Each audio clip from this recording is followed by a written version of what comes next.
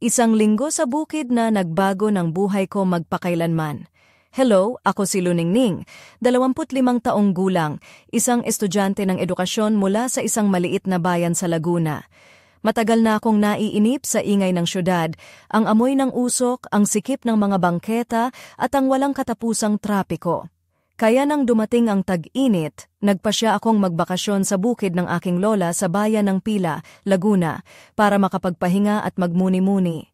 Hindi ko inasahan na ang simpleng pagbisita ko roon ay magdadala ng isang kakaibang kwento, isang kwento ng pagtuklas, ng pag-ibig, at ng mga lihim na matagal nang natatago sa mga punong mangga at palumpong ng niyog. Lumapag ako sa maliit na paliparan ng San Pablo at doon sinalubong ako ng malamig na hangin na may halong halimuyak ng mga bulaklak at damo. Ang bahay ni Lola Maria, na matagal na niyang tinirhan, ay isang lumang bahay na yari sa kahoy at nipa, may malawak na balkonahe na nakaharap sa palayan.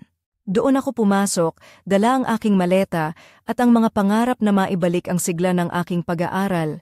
Hindi ko inaasahan na tanging si Lola lang ang aking makakasama, sapagkat si Mang Jose, ang matagal nang tagapag-alaga ng bukid, ay bigla nang nawala. Paano na kaya ang mga hayop at mga tanim? Tanong ko sa sarili habang nilalakad ang bakuran. May mga yapak pa ng mga baka sa putik at ang mga tanim ay tila nangangailangan ng pag-aalaga.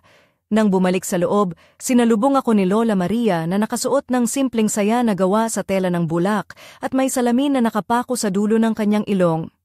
Si Mang Jose, anak ko, ay may sakit kaya lumipat siya sa Maynila kasama ang anak niya, paliwanag niya habang niyayakap ako ng mahigpit. Amoy sabon na paborito kong panglinis noong bata pa ako. Pero huwag kang mag-alala, kumuha ako ng bagong tagapag-alaga. Bagong tagapag-alaga? Sino naman siya? Tanong ko, medyo nag-alinlangan. Si Ramon, dumating siya nung nakaraang buwan. Magaling siya sa lahat ng gawain dito, baka mas lalo pang galing kaysa kay Mang Jose, sagot niya na may kakaibang kislap sa mga mata.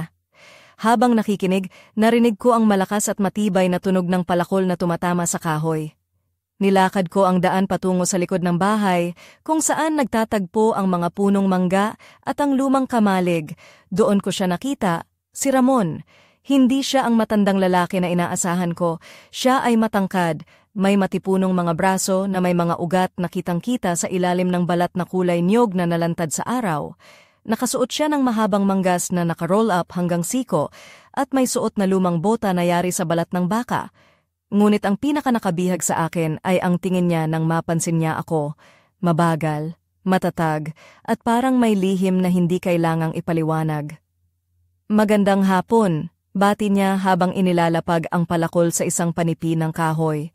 Ang boses niya ay malalim ngunit malambing, parang pulot na pinainit sa dulo ng apoy.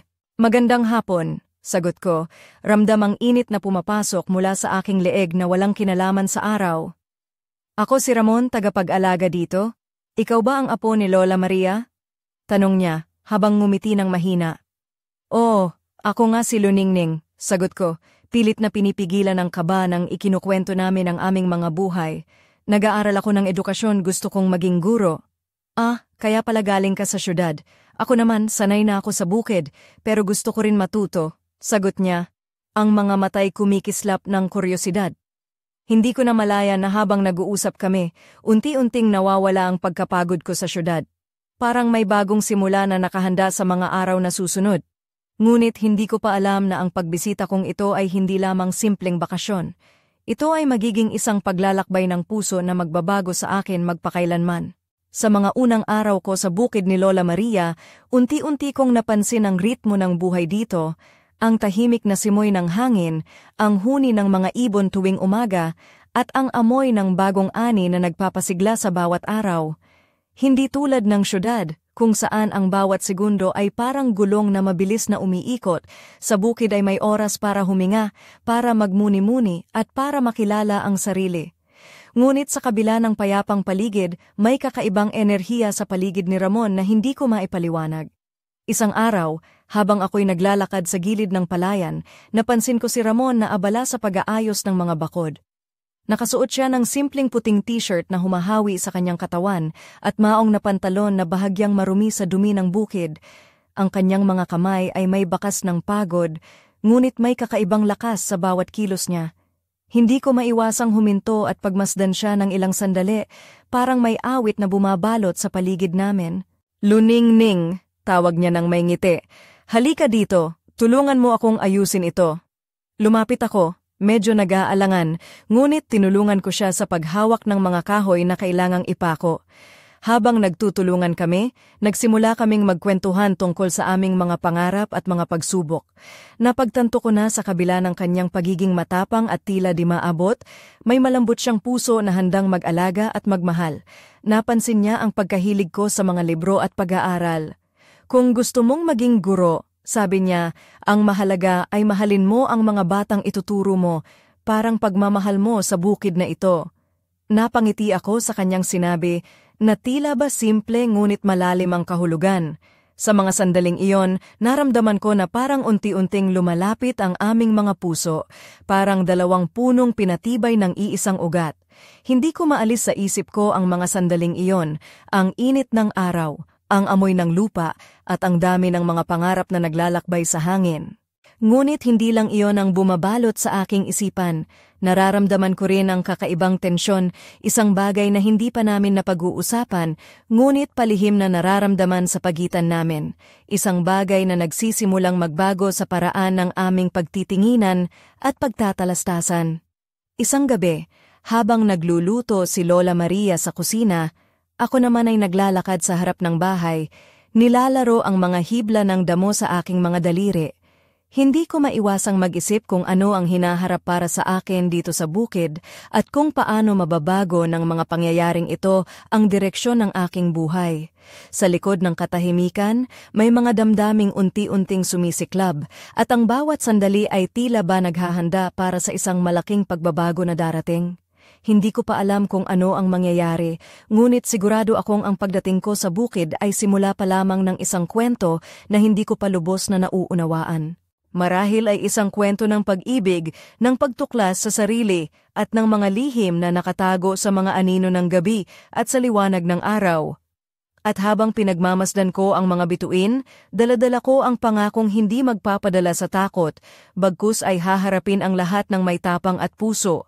Ang araw na iyon ay nagsimula ng tahimik, ngunit sa likod ng payapang umaga ay may mga pangyayaring unti-unting nagbubukas ng pinto ng mga bagong kwento.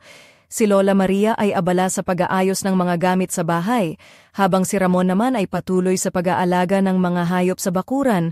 Ako, dala ang aking notebook at lapis, ay naglalakad sa paligid ng bukid, sinusubukang ilahad ang mga ideya para sa aking proyekto sa paaralan. Ngunit sa kabila ng aking pagsusumikap, palagi akong nakikita na nakatingin sa direksyon kung saan naroroon si Ramon. Hindi ko maipaliwanag kung bakit ganoon ang aking nararamdaman. Parang may kakaibang koneksyon na hindi ko pa lubos na nauunawaan. Habang naglalakad ako, napansin ko ang amoy ng mga bagong hiwang damo, ang ingay ng mga alagang manok na naglalakad sa ilalim ng araw, at ang malambing na huni ng mga ibon sa malalapit na punong kahoy. Ang mga simpleng bagay na ito ay tila nagbibigay ng kakaibang buhay sa paligid, ngunit para sa akin, ang pinakamahalaga ay ang presensya ni Ramon na tila palaging naroon, kahit na hindi niya sinasadya. Isang sandali, narinig ko ang kanyang tinig mula sa malayo, tinatawagan niya ako para sumama sa kanya sa tabi ng ilog. Dala niya ang isang balde ng malamig na tubig at isang lumang payong na gamit niya sa pagtatrabaho sa bukid. Nang makarating ako sa tabi niya, nakita ko ang kanyang mga mata na puno ng kasiyahan at pag-aalala sa kapaligiran. "Sobrang init ngayon, hindi ba? Dito tayo magpapahinga sandali," anya. Umupo kami sa gilid ng ilog habang ang tubig ay dumadaloy ng tahimik sa aming mga paa. Ang mga dahon ng mga puno sa paligid ay kumikislap sa sikat ng araw at ang hangin ay may dalang malamig na simoy na nagpapatahimik sa aming mga isip. Sa sandaling iyon, tila nag-iba ang mundo, ang mga alalahanin ko sa syudad, ang mga aralin na kailangang tapusin, ang mga pangarap na tila malayo, lahat ay nawala pansamantala. Ang tanging naroon ay ang katahimikan, ang tubig, at si Ramon na tila ba naging sentro ng aking universo. Habang nakaupo kami roon, unti-unti kong naitanong sa sarili kung ano ba talaga ang nararamdaman ko para sa kanya. Hindi ito basta pagkagiliw o pagkakaibigan lamang. May lalim at init sa kanyang mga titig, sa kanyang mga salita, at sa bawat kilos na palihim niyang ginagawa. Ngunit sa kabila ng lahat ng iyon, may takot din akong sumulpot. Takot na baka masaktan ako, o baka hindi niya ako makita bilang higit pa sa isang bisita o isang estudyante lamang. Nakakatuwang makita ang buhay dito sa bukid, sabi ko habang nakatitig sa ibabaw ng tubig. Iba ito sa lungsod kung saan lahat ay parang nagmamadali at walang tigil. Napangiti si Ramon at tumango. Oo, dito natutunan ko ang tunay na kahulugan ng pagtitiis at pag-asa, tugon niya, na parang may malalim na kwento sa likod ng mga salita. Sa mga sandaling iyon, naramdaman ko na parang may bagong kabanata na nagsisimula sa buhay ko. Isang kabanata na puno ng mga sorpresa, damdamin at mga pagsubok. Hindi ko pa alam kung saan ito hahantong, ngunit isang bagay ang sigurado ako. Hindi na ako babalik sa dati kong pagkatao. Ang bukid na ito, si Ramon, at ang mga araw na ito ay unti-unting bumubuo ng isang kwento na hindi ko malilimutan kailanman. At habang kami ay naglalakad pabalik sa bahay, dala ko ang pag-asa na sa bawat hakbang ay may bagong pangarap na sumisibol sa puso ko. Hindi ko malilimutan ang araw na iyon na parang isang tagpo mula sa pelikula ng buhay ko. Habang lumalalim ang gabi sa bayan ng Pila, Laguna, ang hangin ay malamig ngunit may dalang kakaibang init sa puso ko. Nakaupo ako sa lumang balkonahe ng bahay ni Lola Maria, hawak-hawak ang aking notebook, sinusubukan isulat ang mga ideya para sa proyekto ko sa paaralan. Ngunit sa kabila ng aking pagtuon, ang isip ko ay paulit-ulit na bumabalik kay Ramon. Napansin ko ang mga anino ng mga punong mangga na sumasayaw sa liwanag ng buwan, ang mga tunog ng mga kuliglig na tila kumakanta ng isang himig ng pag-asa. Hindi nagtagal, narinig ko ang mga hakbang sa likod ng bahay. Siya si Ramon, may suot na lumang kamisa de mangga larga na bahagyang natitiklop sa mga braso at maong na pantalon na may bahid ng putik mula sa araw ng trabaho. Ang kanyang mga mata ay may kakaibang ningning habang lumalapit siya sa akin. Luningning, sabi niya ng may dahan-dahang tinig.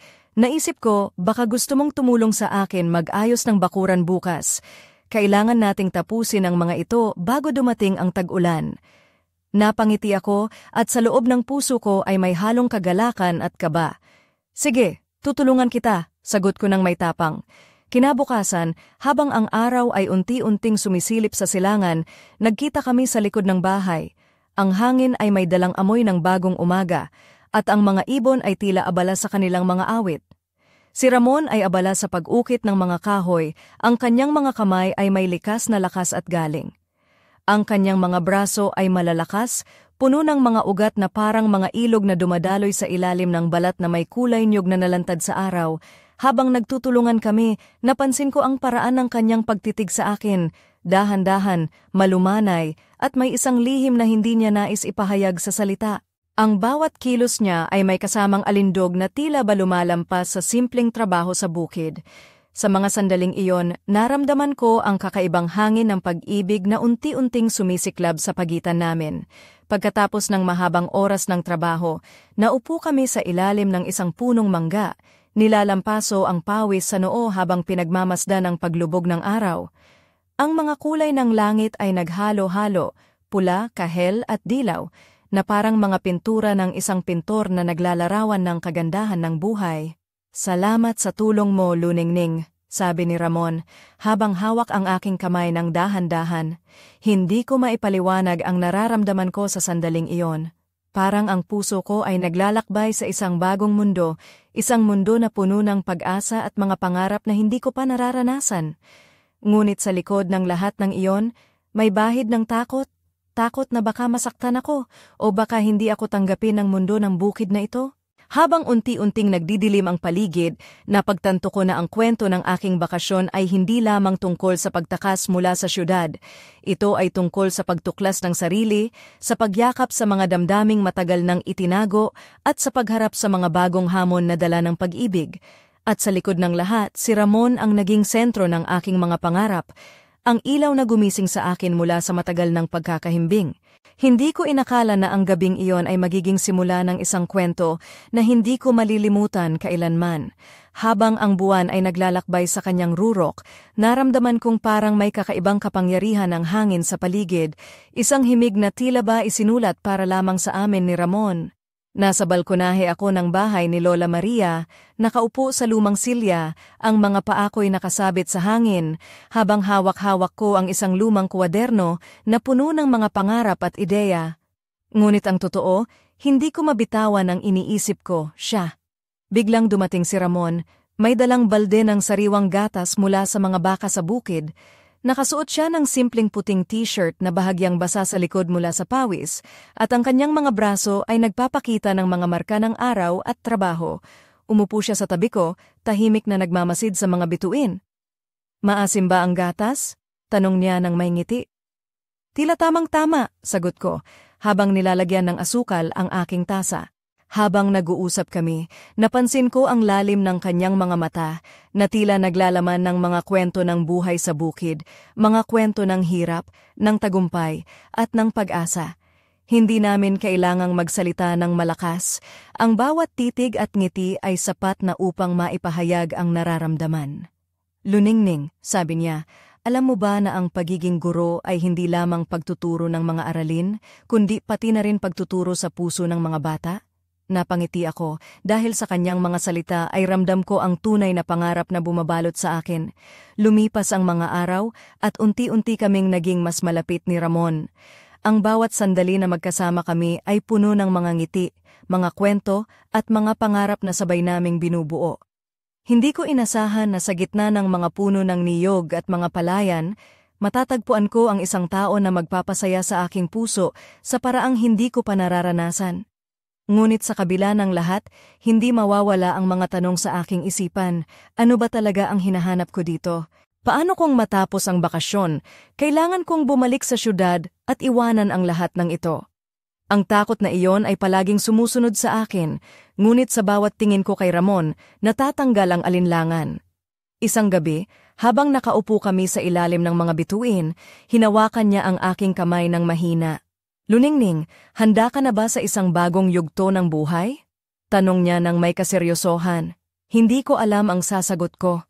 Ang puso ko ay nagsasabing, oo, ngunit ang isip ko ay puno ng agam-agam. Ngunit isang bagay ang malinaw, ang buhay ko ay hindi na magiging katulad ng dati. Sa gabing iyon, habang ang buwan ay nagbigay liwanag sa aming mga mukha, naramdaman ko na ang isang bagong kwento ay nagsisimulang isulat. Isang kwento na puno ng pag-ibig, pag-asa at mga pangarap na hindi kailanman malilimutan. Hindi ko akalain na ang mga pangyayari sa bukid ni Lola Maria ay mag-iiwan ng ganito kalalim na bakas sa puso ko. Sa bawat araw na lumilipas, mas lalo kong nararamdaman ang bigat ng mga desisyon na kailangang harapin. Ang puso ko ay naglalakbay sa pagitan ng dalawang mundo, ang syudad na puno ng mga pangarap at responsibilidad, at ang bukid na nag-alok sa akin ng isang kakaibang kapayapaan at pag-ibig na hindi ko inaasahan. Isang gabi, habang nakaupo kami ni Ramon sa ilalim ng mga bituin, hindi ko maiwasang tanungin ang sarili kung ano nga ba ang tamang gawin. Paano kung matapos ang bakasyon, kailangan kong umalis? Paano kung ang lahat ng ito ay pansamantala lamang? Bulong ko sa hangin habang si Ramon ay tahimik na nakatingin sa akin, puno ng pag-unawa. "Luningning," sabi niya, ang kanyang boses ay malambing ngunit matatag, "hindi natin kontrolado ang lahat ng bagay sa buhay. Pero ang mahalaga ay ang mga sandaling pinili nating maging totoo sa ating sarili at sa mga taong mahal natin." Napangiti ako, ngunit ang puso ko ay nananatiling may kirot at agam-agam. Naalala ko ang mga salita ni Lola Maria noong una akong dumating dito. Amor na tunay, yan ay marunong maghintay. Hindi ko noon lubos na naintindihan ang bigat ng mga salitang iyon, ngunit ngayon unti-unti ko nang nauunawaan. Ang pag-ibig na ito ay hindi isang simpleng damdamin lamang. Ito ay isang pangako, isang pagtitiis, at isang pag-asa na kailangang alagaan kahit sa gitna ng mga pagsubok. Habang iniisip ko ang mga ito, naisip ko rin ang mga pagkakataon na sana ay mas naging matatag ako, mas naging bukas sa mga tao sa paligid ko. Paano nga ba kung nagkamali ako sa mga desisyon ko? Paano kung hindi sapat ang aking tapang para harapin ang mga susunod na hakbang? Ngunit sa kabila ng mga pangamba, may isang bagay na hindi ko kailanman pinagsisihan, ang pagkakataong makilala si Ramon at maramdaman ang init ng kanyang pagmamahal sa gitna ng payapang bukid. Sa mga sandaling iyon, ramdam ko na ang puso ko ay unti-unting gumagaling at ang mga sugat na dati masakit ay nagsisimula ng maghilom. Ngunit ang kwento ay hindi pa tapos. May mga lihim pa ring nakatago sa dilim, mga pangyayaring magbabago ng lahat ng aking iniisip at nararamdaman. At habang nakatingin ako sa malayong mga bituin, hindi ko maiwasang itanong, ano nga ba ang susunod na kabanata sa kwento ng aking buhay? At handa ba akong harapin ito kahit ano paman ang mangyari? Hindi ko inasahan na ang simpleng paglalakad ko sa paligid ng bukid ay magdadala sa akin sa isang hindi inaasahang tagpo na maglalagay ng lahat sa isang bagong yugto. Isang hapon, habang nag-iikot ako sa tabi ng mga tanim ng mais, nakarinig ako ng tinig na hindi ko inaasahan. Isang boses na pamilyar, ngunit matagal ko nang hindi naririnig. Nagulat ako nang makita si Mang Jose, ang matagal ng tagapag-alaga ng bukid, nakatayo sa lilim ng isang puno, tila ba nagmamasid sa akin at kay Ramon mula sa malayo. "Luningning," tawag niya nang may bahid ng malamyos na galit at lungkot sa tinig. "Bakit ka nandito? Hindi mo ba alam na delikado na ang lahat?" Hindi ko maintindihan ang ibig niyang sabihin, kaya lumapit ako ng dahan-dahan. "Ano ang nangyayari, Mang Jose?" tanong ko nang may kaba. "Hindi mo alam ang mga nangyari noong mga nakaraang buwan," sagot niya nang may bigat sa dibdib. At si Ramon, may mga lihim siyang tinatago na maaaring makasira sa lahat ng ito. Hindi ko mapigilang matulala. Hindi ko inasahan na may ganitong mga pangyayari na nagkukubli sa likod ng katahimikan ng bukid. Hindi ko alam kung paano haharapin ang mga salitang iyon. Paano kung totoo ang sinabi ni Mang Jose? Paano kung ang taong pinagkakatiwalaan ko ay may itinatagong lihim na maaaring wasakin ang lahat ng aming pinagsamahan? Ang mga katanungan ay nagliliparan sa aking isipan at ang aking puso ay nagsimulang mangulila sa katiyakan na dati mayroon ako. Lumipas ang mga araw na puno ng pag-aalinlangan at pag-iisip. Hindi ko alam kung paano sisimulan ang pag-uusap kay Ramon tungkol sa mga bintang na iyon, ngunit alam ko na hindi ko maaaring hayaan ang mga ito na manatiling lihim. Kailangan kong malaman ang katotohanan kahit gaano man ito kasakit. Isang gabi habang nakaupo kami sa ilalim ng mga bituin, nilapitan ko siya ng may halong kaba at tapang. "Ramon, may mga bagay na kailangang pag-usapan," sabi ko ng mahina. Napatingin siya sa akin ng matagal, ang mga mata niya ay puno ng damdamin na hindi ko maintindihan. "Luningning," ani Ramon, "may mga bagay na hindi ko pa handang sabihin, pero hindi ibig sabihin na hindi kita pinoprotektahan." Ang mga salitang iyon ay tila isang paunang babala sa mga darating na unos na susubok sa aming katatagan. Hindi ko alam kung ano ang kahihinatnan ng aming pag-uusap, ngunit isang bagay ang malinaw, ang kwento namin ay hindi na magiging tulad ng dati. Ang mga lihim ay unti-unting bubukas, at sa bawat pagbukas mas lalo kong nauunawaan na ang buhay ay puno ng mga pagsubok na kailangang harapin, hindi lamang para sa sarili, kundi para sa mga taong minamahal. Hindi ko patuluyang maipaliwanag ang bigat ng mga pangyayaring sumunod pagkatapos ng aming pag-uusap ni Ramon. Ang gabi na iyon ay puno ng mga tanong at mga sagot na hindi ko inaasahan. Matapos ang mahabang sandali ng katahimikan, unti-unting bumukas ang mga labi niya at ibinahagi ang mga lihim na matagal na niyang tinatago, mga kwento ng kanyang nakaraan, mga pasakit na pinagdaanan, at mga dahilan kung bakit siya lumayo sa kanyang pamilya. "Luningning," sabi niya nang may bahagyang panghihina sa boses, "hindi madali para sa akin ang mga nagdaang taon. May mga pagkukulang ako bilang anak, bilang tao. Kaya't pinili kong magtago dito, sa bukid, malayo sa mga tanong at pasakit." Ramdam ko ang bigat ng kanyang mga salita, at sa kabila ng lahat, nakita ko ang isang taong nagtatangkang magbago at maghilom. Ngunit hindi lang iyon ang kanyang sinabi.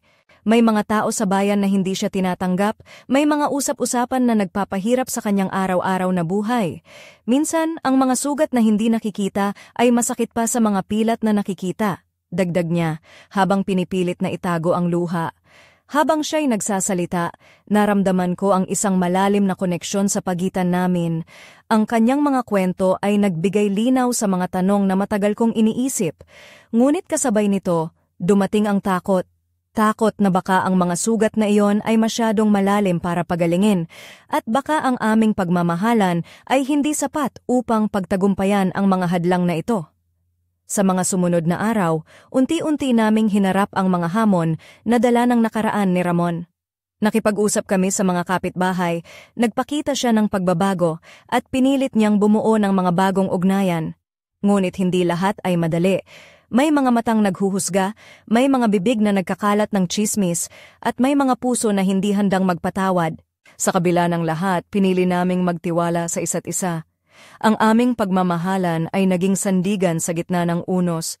Ngunit sa isang sulok ng aking puso, alam kong may mga lihim pa ring nakatago.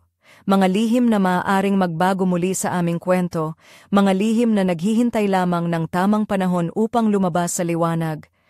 At sa paglipas ng mga araw, habang kami naglalakad sa gitna ng mga palayan at nag-uusap tungkol sa aming mga pangarap, hindi ko maiwasang magtanong, hanggang kailan kaya kami magtatagal sa mundong puno ng pagsubok? At ano ang magiging kapalaran ng aming pag-ibig sa harap ng mga lihim na patuloy na nagtatago sa dilim ng nakaraan? Hindi ko mailarawan ang tindi ng mga damdaming bumalot sa akin noong gabi na yon. Parang ang buong mundo ay tumigil sa pag-ikot at kami lang ni Ramon ang naiwan sa gitna ng walang katapusang dilim. Ang bawat sandali ay puno ng tensyon na halos pumutok sa dibdib ko, ang hangin ay tila nagiging mas mabigat at ang mga anino ng mga punong mangga ay nagmistulang mga tanod na nagbabantay sa aming lihim. Nang hawakan niya ang kamay ko, ramdam ko ang init na nagmumula sa kanyang mga palad. Init na nagbibigay lakas, ngunit kasabay nito ay may dalang pangamba. Ang mga mata niya ay puno ng damdamin, pag-ibig, pagsisisi, at isang pangakong hindi madaling masira. Ngunit sa ilalim ng mga iyon, naroon din ang isang lihim na tila ba nagbabanta sa aming kaligayahan. Luningning, bulong niya nang halos mahipo ang aking mga labi, may mga bagay na kailangan mong malaman kahit na masakit. Ang kanyang tinig ay puno ng pag-aalala at ang kanyang mga salita ay parang mga patalim na unti-unting pumapasok sa aking puso. Hindi ko alam kung paano haharapin ang mga susunod na sandali. Ang mga pangyayaring bumabalot sa amin ay naging mas komplikado at mas mahirap unawain. Ang mga lihim na noon ay tila malabo, ngayon ay unti-unting nagiging malinaw, at ang mga ito ay maaaring magbago ng lahat ng aking pinaniniwalaan tungkol sa pag-ibig at pagtitiwala. Habang ang mga bituin ay kumikislap sa itaas, napagtanto ko na ang aming kwento ay hindi lamang isang simpleng pag-iibigan sa bukid. Ito ay isang labanan ng puso, ng mga pangarap, at ng mga lihim na kailangang harapin upang makamit ang tunay na kalayaan. Ang hangin ay humahaplos sa aming mga mukha, ngunit ang lamig nito ay hindi sapat upang palamigin ang init ng damdaming nagliliyab sa aming mga puso. Sa kabila ng lahat, naramdaman ko ang isang kakaibang lakas, isang lakas na nagmumula sa aming pagmamahalan na handang sumabak sa kahit anong unos. Ngunit sa kabila ng mga pangakong iyon, may isang tanong na patuloy na bumabalot sa aking isipan. Hanggang kailan kaya namin mapapanatili ang apoy na ito sa gitna ng unos? At anong mga lihim pa ang nakatago sa dilim na maaaring sumira sa aming mundo? Ang sagot ay hindi pa malinaw, ngunit isang bagay ang sigurado ako. Ang kwento namin ay patuloy na magpapatuloy, puno ng mga pagsubok at pag-asa hanggang sa huli. Habang unti-unting lumalapit ang bukang liwayway sa bayang tahimik ng pila, ramdam ko ang bigat ng mga sandaling nagdaan, ang mga lihim na bumalot sa puso namin ni Ramon, ang mga pangarap na sabik naming binuo, at ang mga pagsubok na tila ba walang katapusan. Nasa maliit na silid ako sa likod ng bahay, kung saan ang mga pader ay yari sa kahoy at ang ilaw ay nagmumula sa isang lumang lampara na may malambot na liwanag. Si Ramon ay nakatayo sa tabi ko, tahimik, ang mga mata niya ay puno ng damdamin na hindi maipaliwanag ng salita. Luningning, wika niya ng may dahan-dahang tinig, hindi ko inaasahan na ang pagdating mo dito ay magdudulot ng ganito kalalim na pagbabago sa buhay ko. Napangiti ako, ngunit ang puso ko ay may halong saya at lungkot. At hindi ko rin inakala na sa gitna ng mga pagsubok, matatagpuan ko ang tunay na kahulugan ng pag-ibig sa iyo. Ngunit bago pa man namin lubos na maipahayag ang aming mga damdamin, may isang bagay na kumatok sa aming mga puso, isang lihim na matagal nang nakatago, isang misteryong naghihintay na mabunyag. Ang mga mata ni Ramon ay nagbago ng kulay at sa kanyang mga labi ay may kakaibang sigla at takot. May isang bagay pa akong kailangang sabihin, ani niya, habang unti-unting nilalapitan ako. isang lihim na maaaring magbago ng lahat ng ating pinaniniwalaan. Hindi ko alam kung ano ang aking mararamdaman sa mga susunod na sandali. Ang buong mundo ay tila nagiging mas maliit, ang oras ay bumagal, at ang hangin ay huminto sa paghinga. Ang bawat pulso ng puso ko ay tila isang hudyat ng pagbabagong darating, at sa sandaling iyon, nang hawakan niya ang aking kamay, napagtanto ko na ang aming kwento ay hindi nagtatapos dito. Ito ay isang simula ng isang mas malalim na paglalakbay, puno ng misteryo, pag-ibig, at mga lihim na kailangang tuklasin pa.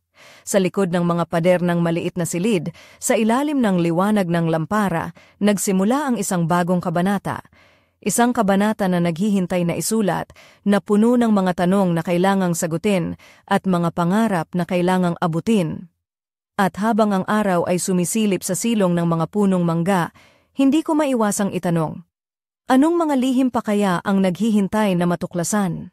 At handa ba akong harapin ang mga ito, kasama si Ramon, sa harap ng lahat ng hindi tiyak ng bukid na ito?